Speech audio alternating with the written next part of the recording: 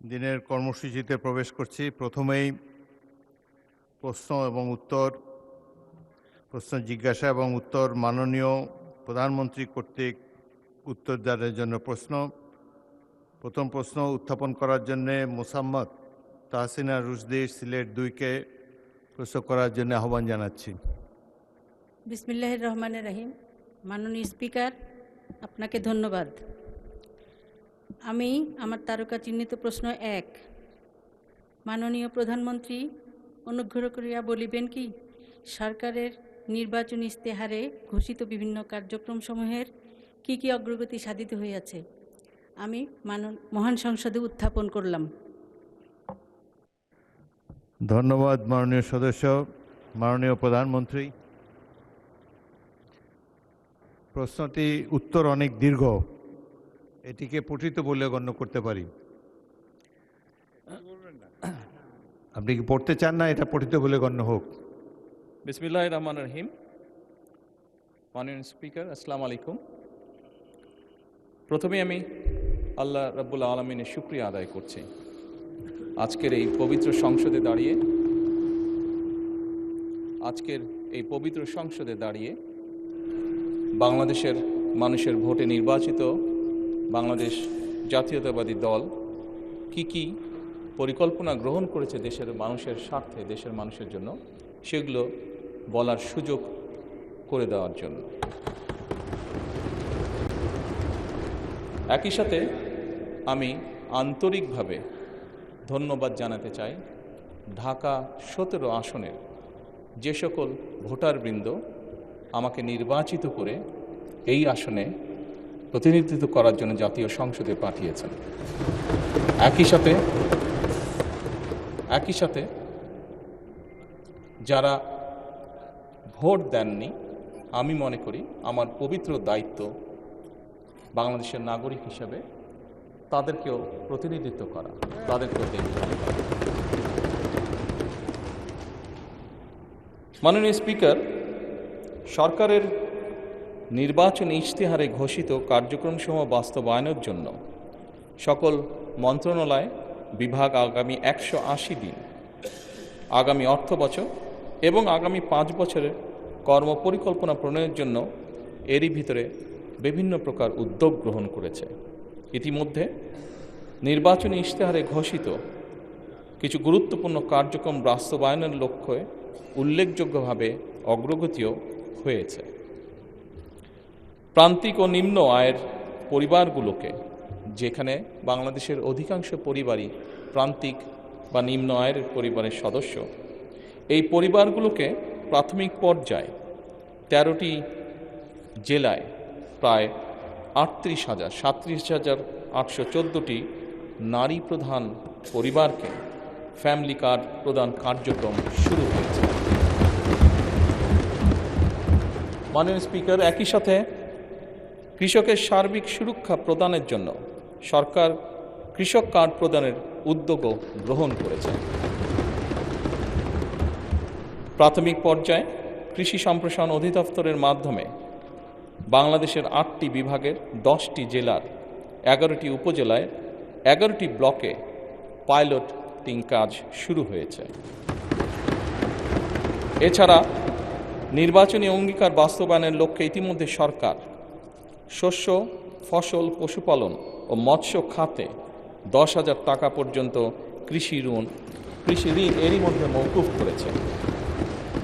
মাননীয় স্পিকার, সরকারের নির্বাচনী ইশতেহার বাস্তবায়নের প্রাথমিক পর্যায়ে ঈদুল ফিতরের পূর্বেই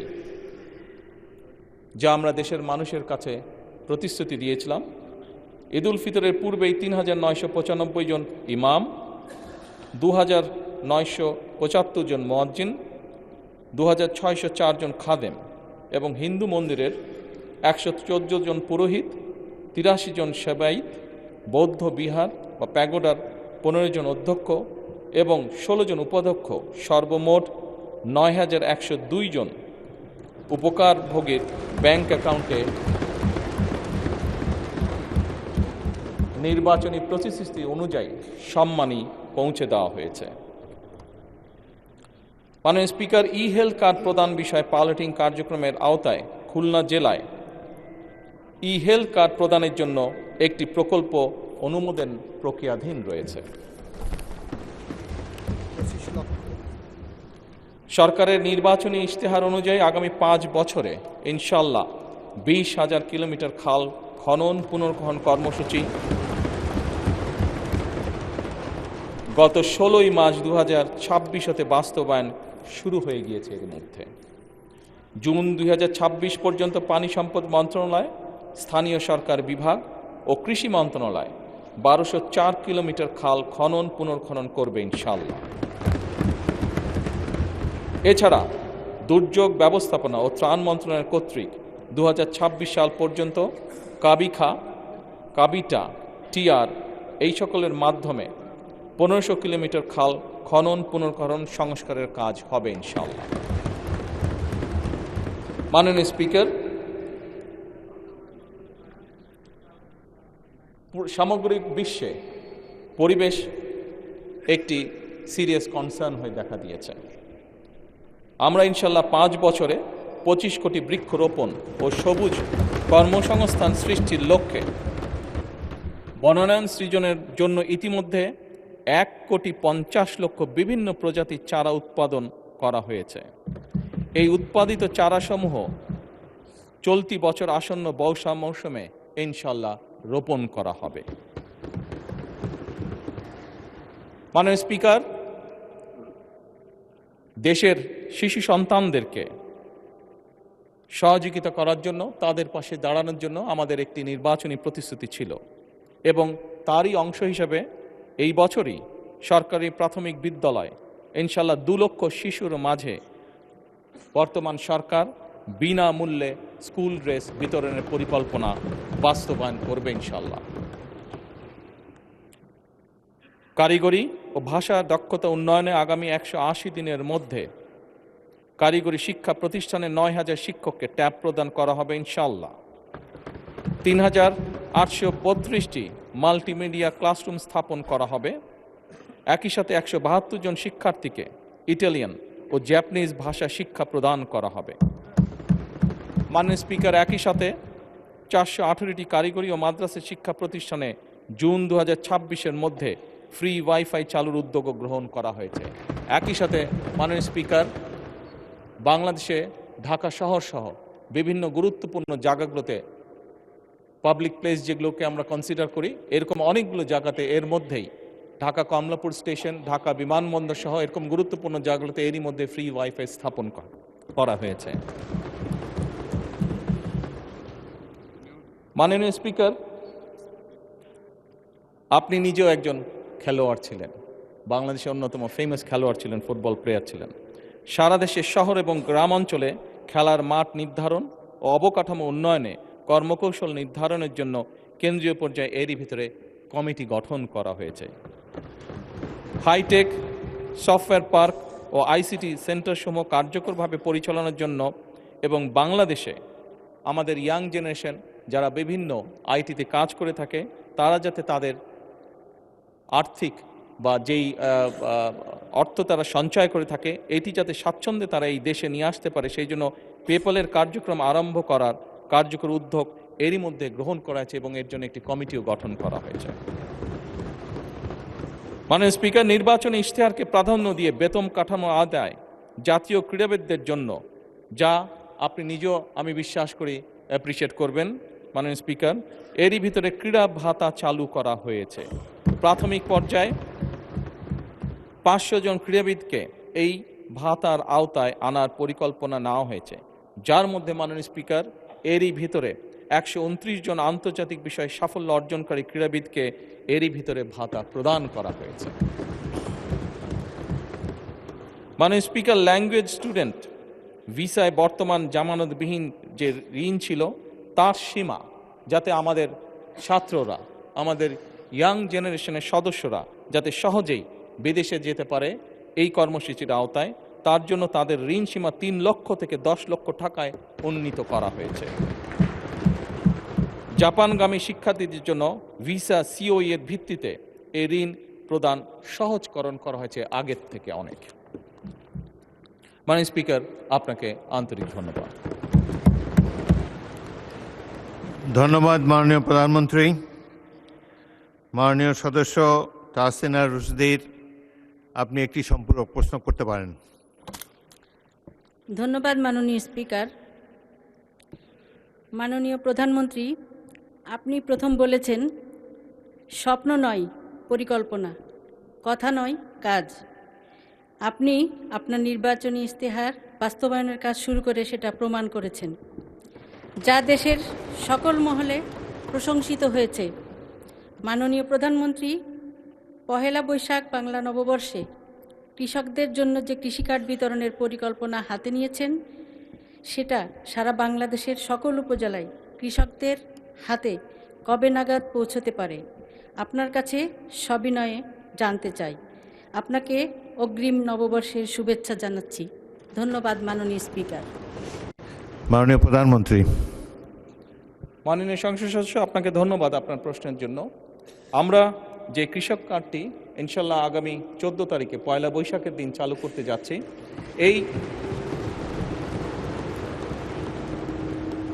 এই পাইলট কর্মসূচির আওতায় এরই ভিতরে আমরা প্রায় মোটামুটিভাবে 22,000 বিভিন্ন ধরনের কৃষক, প্রায় 22,000কে এই পাইলট প্রজেক্টের আওতায় নিয়ে এসেছি। বাংলাদেশের 10টি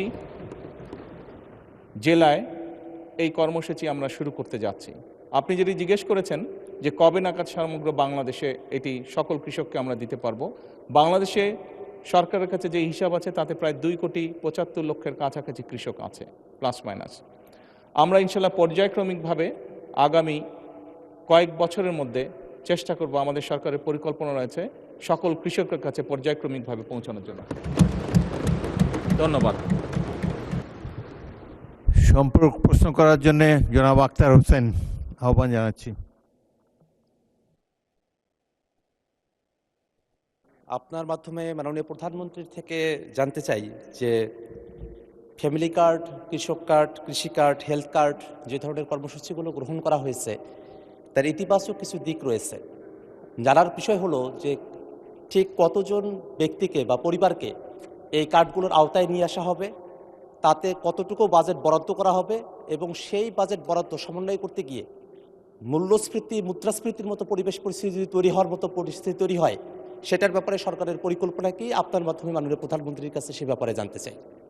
মাননীয় প্রধানমন্ত্রী। ধন্যবাদ মাননীয় সংসদ সদস্য। আপনি যে প্রশ্নটি করেছেন যে কতজন মানুষের কাছে আমরা পৌঁছে দেব, তাই তো, এবং মূল্যস্ফীতি হবে কিনা, বাজেট কত। স্বাভাবিকভাবে বাজেট কত এটি আমরা আপনাদেরকে এখনই বলছি না, অর্থাৎ আমরা পর্যায়ক্রমিকভাবে জিনিসগুলোকে সামনে এগিয়ে নিয়ে যাব। আমাদের এক একটি কৃষক কার্ড এবং এক একটি ফ্যামিলি কার্ডে আমরা রেখেছি কৃষক কার্ড যারা পাবেন সেই সকল কৃষক 2,500 টাকা পাবেন বছরে, এবং ফ্যামিলি কার্ডে যারা পাবেন তারা সে সকল নারী প্রতি মাসে 2,500 টাকা পাবেন। আমরা যেহেতু প্রতি মাসে এটিকে এক্সটেন্ড করতে থাকবো, অর্থাৎ অধিক সংখ্যক নারী কৃষক কার্ড পাবেন, অধিক সংখ্যক কৃষক কার্ড পাবেন। একবারে সবাইকে দিচ্ছে না, পৃথিবীর কোনো দেশের পক্ষে একবারে সেটি সম্ভব না করা। সেই জন্য প্রতি বছরই আমরা বাজেটের স্যাংশন বাড়াবো, প্রতি বছরই বাজেটে আমরা টাকা অ্যালোকেট করব, এভাবেই পর্যায়ক্রমিকভাবে ধীরে ধীরে আমরা এগোবো। এবং অবশ্যই বাজেটের প্রাধান্য পাবে। এবং আপনি যেটা বলেছেন মূল্যস্ফীতি হবে কিনা, আমরা তো টাকা ছাপিয়ে দিচ্ছি না, আমরা যেহেতু টাকা ছাপিয়ে দিচ্ছি না কাজে মূল্যস্ফীতি হবে না, বরং আমরা মনে করি এই টাকাগুলো যখন মার্কেটে যাবে, যারা কৃষক কার্ড পাচ্ছেন সেই সকল কৃষক, যারা প্রান্তিক পর্যায়ে নারীরা যারা পাচ্ছেন টাকা, নিশ্চয়ই তারা সিঙ্গাপুর বা বিভিন্ন দেশে টাকা পাচার করবেন না, সেই টাকা লোকাল অর্থনীতি দিয়ে তারা খরচ করবেন। এবং একজন নারী স্বাভাবিকভাবে সেটি তার সন্তানের লেখাপড়ার পিছে খরচ করবেন, অথবা সেটি তার সন্তান বা পরিবারকে একটু ভালো খাবারের ব্যবস্থা করবেন, অথবা তিনি লোকালি কোনো ছোট ব্যবসা প্রতিষ্ঠান গড়ে তুলবেন। ফলে যেটা হচ্ছে, যেই টাকাটা সরকারের কাছ থেকে তার কাছে যাচ্ছে সেই টাকাটা লোকাল ইকোনমিকে শক্তিশালী করছে, লোকাল ইকোনমিতে সেটি রোটেট করছে। যেমন একজন নারী যখন সেই টাকাটি পাবেন, উনি যদি একটি মুদির দোকানে গিয়ে সদাই করেন, এরকম ওনার আশেপাশে যারা সেটি পাবেন, আরও যে সকল পরিবার, আরও যে সকল নারী পাবেন, তারা সকলে যখন ওই মুদির দোকানে যাবেন, স্বাভাবিক সেই মুদির দোকানের সেল বাড়বে। সেই মুদির দোকানে যখন একজন কর্মচারী যদি এখন থেকে থাকে, 1 মাস পরে বা 2 মাস বা 3 মাস পরে সেই মুদির দোকান মালিক দেখবে যে আমার একজন কর্মচারী দিয়ে হচ্ছে না, তখন সে আরেকজন কর্মচারী নিয়োগ করবে। ফলে কি দাঁড়াচ্ছে? কর্মসংস্থান হচ্ছে, এবং সেই কর্মচারী 2 জন বেতন পাবে। তারাও গিয়ে গামছা কিনবে, লুঙ্গি কিনবে, অথবা তার সন্তানের জন্য চিপস কিনবে, অথবা একটা ছোট্ট ফ্রক কিনবে তার মেয়ের জন্য। ফলে লোকাল ইকোনমি আস্তে আস্তে স্ট্রেনদেন হবে, লোকাল ইকোনমি আস্তে আস্তে বড় হবে। কাজেই মূল্যস্ফীতি হবে বলে আমরা মনে করি না, আমাদের কোনো রিসার্চে মূল্যস্ফীতি বলে না, বরং অর্থনীতি আরও সচল হবে, অর্থনীতি আরও স্ট্রেনদেন হবে, এবং লোকাল যে সকল লোকাল যে সকল ইন্ডাস্ট্রি আছে, বাংলাদেশের শতকরা 70 থেকে 80% মানুষ যে সকল প্রোডাক্ট কনজিউম করে সেগুলো লোকাল ইন্ডাস্ট্রি প্রোডাক্ট কনজিউম করে। কাজে লোকাল ইন্ডাস্ট্রিগুলোকে স্ট্রেনদেন করার এটি আরেকটি উপায়, এবং তার ফলে যেটি হবে, সামগ্রিকভাবে ডিপ্রাইভ যে সকল মানুষ আছে, আমি বলছি না যে আগামী 6 মাসের মধ্যে এটি হবে, তবে ইনশাল্লাহ 3 থেকে 5 বছরের মধ্যে আপনি যে পরিবর্তনটি দেখবেন, যারা প্রান্তিক গোষ্ঠীর মানুষ তাদের জীবনযাত্রার মান ইনশাল্লাহ অনেক উন্নত হবে। ধন্যবাদ মাননীয় স্পিকার। ধন্যবাদ মাননীয় প্রধানমন্ত্রী। তারকা চিহ্নিত প্রশ্ন 2, জনাব ABM মোশাররফ হোসেন, পটুয়াখালী 4। আপনার প্রশ্নটি দয়া করে উত্থাপন করুন। ধন্যবাদ মাননীয় স্পিকার। কৃতজ্ঞতা মাননীয় প্রধানমন্ত্রী। আমি তারকা চিহ্নিত প্রশ্ন 2 উত্থাপন করছি। মাননীয় প্রধানমন্ত্রী, অনুগ্রহ করিয়া বলিবেন কি সরকার কর্তৃক প্রবর্তিত ফ্যামিলি কার্ড কর্মসূচির মাধ্যমে নারীর ক্ষমতায়নের সুযোগ কতটুকু রহিয়াছে, এবং কতদিনের মধ্যে এই ফ্যামিলি কার্ড সারা দেশে সম্প্রসারণ করা হবে? ধন্যবাদ মাননীয় স্পিকার। মাননীয় প্রধানমন্ত্রী। মাননীয় স্পিকার এবং মাননীয় সংসদ সদস্য, আপনাদের উভয়কে ধন্যবাদ। গণপ্রজাতন্ত্রী বাংলাদেশের সংবিধানের 15 ঘ অনুচ্ছেদ অনুযায়ী নাগরিকদের সামাজিক নিরাপত্তা অধিকার নিশ্চিত করা রাষ্ট্রের অন্যতম মৌলিক দায়িত্ব। ফ্যামিলি কার্ড কার্যক্রম এই সাংবিধানিক দায়বদ্ধতাকে আধুনিক ডিজিটাল কাঠামোর মাধ্যমে একটি বৈষম্যহীন ও মানবিক কল্যাণ রাষ্ট্রে রূপান্তরের প্রধান হাতিয়ার বলে আমরা দৃঢ়ভাবে বিশ্বাস করি। মাননীয় স্পিকার, এই কর্মসূচির মূল দর্শনই হচ্ছে ব্যক্তি নয়, বরং পরিবারের উন্নয়নের মূল একক।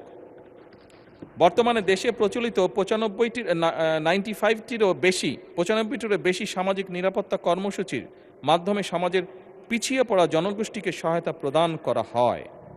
দীর্ঘদিন যাবৎ এই সহায়তা প্রদান করা হলেও দারিদ্র্যের হার কাঙ্ক্ষিত রূপে হ্রাস পায়নি, বরং আমরা দেখেছি বিগত 18 মাসে দারিদ্র্যের সংখ্যা বরং বেড়েছে, বিভিন্ন স্ট্যাটিস্টিক্সে যা এসছে, এবং জনগোষ্ঠীর পুষ্টি ও স্বাস্থ্যের কাঙ্ক্ষিত উন্নয়ন আমরা ঘটতে দেখছি না।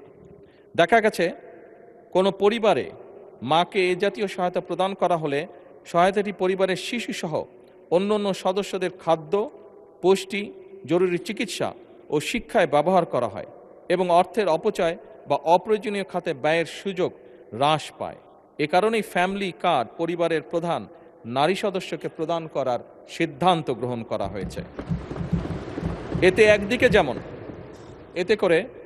একদিকে যেমন সহায়তাটি সরাসরি পরিবারের সদস্যদের খাদ্য, পুষ্টি, জরুরি চিকিৎসা ও শিক্ষায় ব্যয় হবে, অন্যদিকে ফ্যামিলি কার্ডটি পরিবারের নারী প্রধানের নামে হওয়ায় পরিবারের সম্পদের উপরে তার নিয়ন্ত্রণ বৃদ্ধির মাধ্যমে পরিবারের সিদ্ধান্ত প্রদান ও মর্যাদা বৃদ্ধি তথা পরিবার ও সমাজের নারীর এম্পাওয়ারমেন্ট বা ক্ষমতায়ন নিশ্চিত করবে। মাননীয় স্পিকার, গত 10ই মার্চ 2026 তারিখে দেশের 13টি জেলার 3টি সিটি কর্পোরেশন ইউনিয়ন এর 15টি ওয়ার্ডে ফ্যামিলি কার্ড কর্মসূচি চালু করা হয়েছে, এবং এর মাধ্যমে প্রাথমিক পর্যায়ে প্রায় 38,000, টু বি প্রিসাইজ 37,814টি নারী প্রধান পরিবারকে ভাতা প্রদান করা হয়েছে। বর্তমান 2025-26 অর্থ বছরে বাকি 3 মাসে আরও 30,000টি পরিবারকে এ কর্মসূচির আওতায় আনা হবে, এবং আগামী 4 বছরের মধ্যে দেশব্যাপী 4 কোটি পরিবারের কাছে পর্যায়ক্রমিকভাবে আমাদের এই ফ্যামিলি কার্ড এই ফ্যামিলি কার্ড পৌঁছে দেবার পরিকল্পনা রয়েছে মাননীয় স্পিকার। আপনাকে আন্তরিক ধন্যবাদ। ধন্যবাদ মাননীয় প্রধানমন্ত্রী। জনাব ABM মোশাররফ হোসেন, পটুয়াখালী 4 একটি সম্পূরক প্রশ্ন করতে পারেন। মাননীয় প্রধানমন্ত্রী, আপনাকে ধন্যবাদ। আমরা অতীতে দেখেছিলাম, বিশেষ করে 2008-এর নির্বাচনে কেউ কেউ নির্বাচনে বিজয়ী হওয়ার জন্য বিনামূল্যে সার, ঘরে ঘরে চাকরি, ডিজিটাল বাংলাদেশের কমিটমেন্ট করে বাংলাদেশ মানুষকে প্রতারিত করে ক্ষমতায় গিয়ে বাংলাদেশকে একটি অগণতান্ত্রিক বাংলাদেশে পরিণত করেছিল।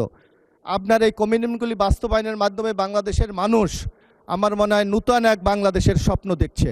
আগামী দিনে আমরা যারা নির্বাচনে নানা কমিটমেন্ট করেছি, এগুলি বাস্তবায়নের ক্ষেত্রে আপনি কতটুকু মাননীয় সংসদ সদস্যদেরকে সহায়তা করবেন? ধন্যবাদ আপনাকে। মাননীয় প্রধানমন্ত্রী। মাননীয় স্পিকার এবং মাননীয় সংসদ সদস্য, আপনাদের উভয়কে ধন্যবাদ। বাংলাদেশ জাতীয়তাবাদী দল বিশ্বাস করে যে বাংলাদেশের জনগণই হচ্ছে তাদের সকল রাজনৈতিক ক্ষমতার শক্তি, উৎস।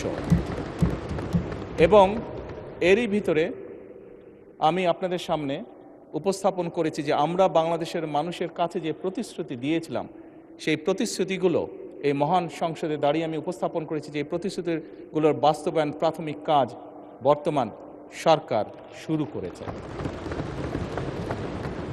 এবং যেহেতু আমরা বিশ্বাস করি জনগণই আমাদের সকল ক্ষমতার উৎস, যেহেতু আমরা বিশ্বাস করি জনগণের কাছে আমরা যে ওয়াদা করেছি সেটি পূরণে আমরা বদ্ধপরিকর, সেজন্যই বাংলাদেশের জনগণ যাদেরকে নির্বাচিত করেছে একটি নিরপেক্ষ নির্বাচনের মাধ্যমে, সেই নির্বাচিত সদস্যদের মাধ্যমে, সারা দেশের নির্বাচিত সদস্যদের মাধ্যমে, পবিত্র জাতীয় সংসদের সদস্যদের মাধ্যমে আমরা পর্যায়ক্রমিকভাবে আমাদের সকল কর্মসূচিগুলো ইনশাআল্লাহ বাস্তবায়ন করব।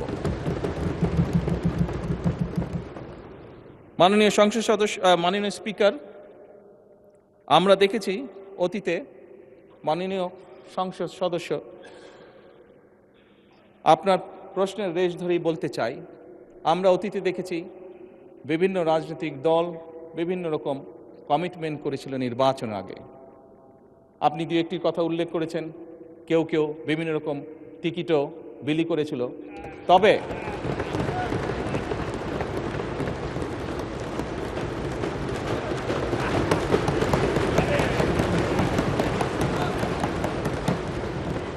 মাননীয় স্পিকার,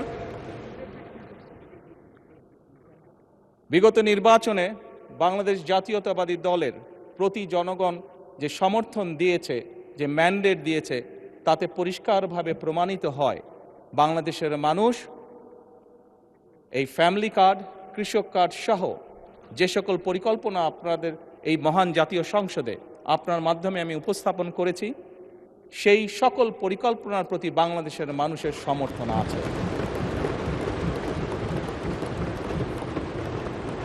এবং একই সাথে প্রমাণিত হয় বিগত নির্বাচনে ম্যান্ডেটের মাধ্যমে জনগণের বিএনপির প্রতি যে ম্যান্ডেট দিয়েছে তার মাধ্যমে প্রমাণিত হয় বাংলাদেশের মানুষ বাংলাদেশ জাতীয়তাবাদী দলের উপর আস্থা রেখেছে, তাদেরকে বাংলাদেশের মানুষ বিশ্বাস করে। মাননীয় স্পিকার, আপনার মাধ্যমে পরিষ্কারভাবে আমি বাংলাদেশ জাতীয়তাবাদী দল পক্ষ থেকে বলতে চাই যে ইনশাআল্লাহ বাংলাদেশের মানুষের কাছে আমরা যে প্রতিশ্রুতি দিয়েছি, আমরা আমাদের সর্বোচ্চ চেষ্টা দিয়ে সেই প্রতিশ্রুতি পালনের চেষ্টা অব্যাহত রাখব। ধন্যবাদ মাননীয় স্পিকার। ধন্যবাদ মাননীয় প্রধানমন্ত্রী। যারা মাসুম মোস্তফা, নেত্রকোনা 5 একটি প্রশ্ন করতে পারেন এবং ফ্যামিলি কার্ডের উপরে প্রশ্ন করবেন। ধন্যবাদ মাননীয় স্পিকার। আমি আপনার মাধ্যমে মাননীয় প্রধানমন্ত্রীকে অভিনন্দন জানাই যে উনি ফ্যামিলি কার্ড চালু করেছেন এবং কৃষক কার্ড চালু করবেন। আমার প্রশ্ন হচ্ছে, শ্রমিক সমাজের জন্য শ্রমিক কার্ড চালু করার কোনো পরিকল্পনা সরকারের আছে কিনা? ধন্যবাদ আপনাকে মাননীয় স্পিকার। মাননীয় প্রধানমন্ত্রী। মাননীয় সংসদ সদস্য, আপনাকে আন্তরিকভাবে ধন্যবাদ আপনার প্রশ্নের জন্য। এই মুহূর্তে আমাদের এইরকম কোনো শ্রমিকদের জন্য কার্ড দেবার পরিকল্পনা নেই, তবে শ্রমিক কল্যাণ ফেডারেশনের যে সকল অর্থ আছে শ্রমিকদের জন্য, শ্রমিকদের কল্যাণের জন্য, অবশ্যই সেই অর্থগুলি সত্যিকারভাবে শ্রমিকদের জন্য ব্যয় করা হচ্ছে কিনা আমরা সেটিকে অবশ্যই খোঁজ খবর করব এবং আমরা নিশ্চিত করার চেষ্টা করব যে সত্যিকারভাবে অন্য কোনো কিছুর পিছনে যাতে সেই অর্থ ব্যয় না হয়, বরং সেই অর্থ যাতে সঠিকভাবে সত্যিকারভাবে শ্রমিকদের কল্যাণের জন্যই ব্যয় করা হয়। আমাদের সরকারের এটি থাকবে অন্যতম প্রধান লক্ষ্য। ধন্যবাদ মাননীয় সংসদ সদস্য। ধন্যবাদ মাননীয় প্রধানমন্ত্রী। তারকা চিহ্নিত প্রশ্ন 3, জনাব মোহাম্মদ আবুল কালাম, কুমিল্লা 9, প্রশ্নটি উত্থাপন করুন। বিসমিল্লাহির রহমানির রহিম। মাননীয় স্পিকার, আপনাকে ধন্যবাদ।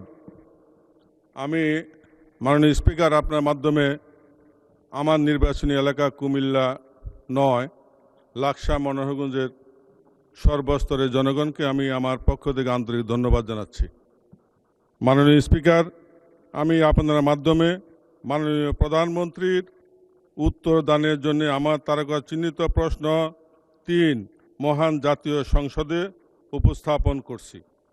মাননীয় প্রধানমন্ত্রী, অনুগ্রহ করিয়া বলিবেন কি, বিগত ফ্যাসিস্ট সরকারের আমলে বাংলাদেশ হতে কি পরিমাণ অর্থ বিদেশে পাচার করা হয়েছিল এবং উক্ত টাকা ফিরিয়ে আনার জন্যে সরকার কি কি পদক্ষেপ গ্রহণ করবে? ধন্যবাদ মাননীয় স্পিকার। মাননীয় প্রধানমন্ত্রী। মাননীয় স্পিকার, মাননীয় সংসদ সদস্য, আপনাদের উভয়কে ধন্যবাদ আমাকে এই প্রশ্নের উত্তর বলার সুযোগ করে দেওয়ার জন্য। মাননীয় স্পিকার, সরকার পরিচালনার দায়িত্ব গ্রহণ করার পর থেকে আমরা দেখছি যে আমরা অত্যন্ত ভঙ্গুর একটি অর্থনীতি পেয়েছি। তারপরেও দুর্নীতিকে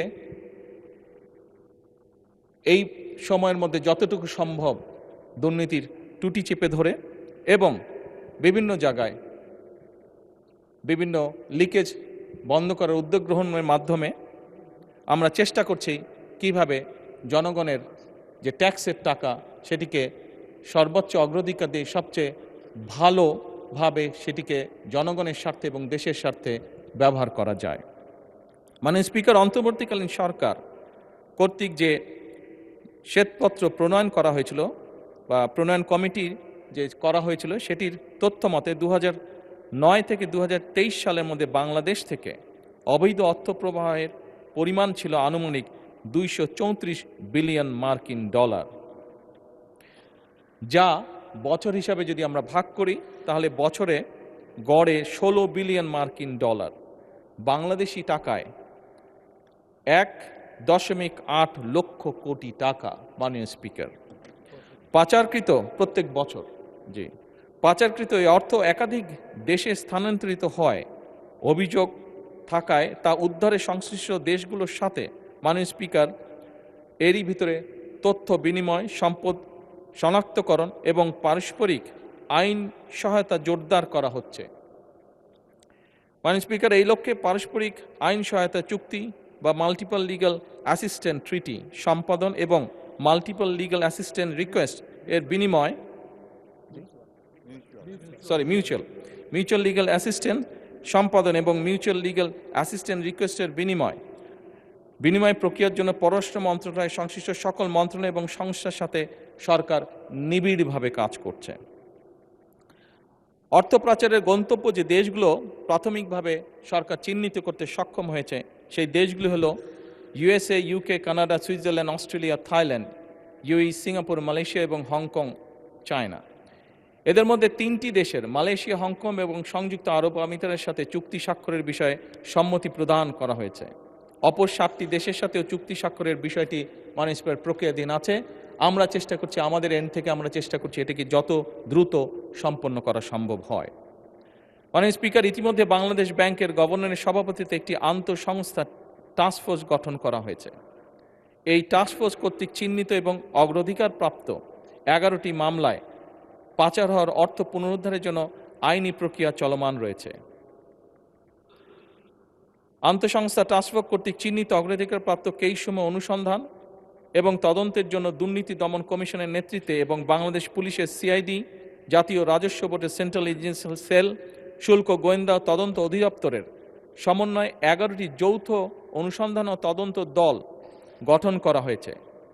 জিআইটি গঠনের পর অগ্রাধিকারপ্রাপ্ত মামলাগুলো অগ্রগতি নিম্নরূপ। মাননীয় স্পিকার, যেই নিম্নরূপ এটি পঠিত বলিয়া গণ্য করিতেছি। ধন্যবাদ মাননীয় প্রধানমন্ত্রী। ধন্যবাদ। জনাব মোহাম্মদ আবুল কালাম, কুমিল্লা 9, আপনি একটি সম্পূরক প্রশ্ন করতে পারেন। মাননীয় স্পিকার, আপনাকে ধন্যবাদ। আমার প্রশ্নের